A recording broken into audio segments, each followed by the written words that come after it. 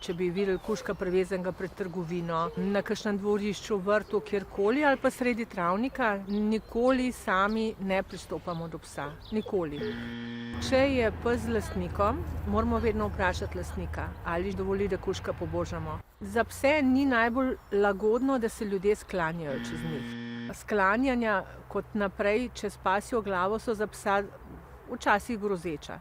Tako da če že, se mogoče majčkeno zasukamo takole z bokom, malo znižamo in psa pobožamo. Ne bi priporočala božanja po glavi, recimo radi imajo tukaj po prsih, po boku, nikoli pa od ozadej, nikoli nobenega objemanja, ker objamemo psa čez vrat, pes se spet počuti ogroženega in lahko odreagira na svoj način.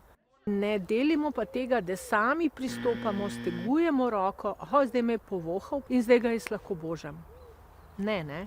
Pač kuža bo sam prišel do nas bo uvohal, potem bo pa sam svojim govorico telesa z vedenjem pokazal, ja, želim si, da imaš kontakt z mano oziroma jaz s tabo. Psi se do človeka obnašajo tako, kot se obnašajo do drugega psa. Komunicirajo z nami, kot bi z drugim psom. In psi se spoznavajo med seboj z ovohavanjem. Ogromno psov, pa zdaj se grdo sliši, ovohava ljudem med nožje, ampak spet, tudi sebi ovohavajo ritke.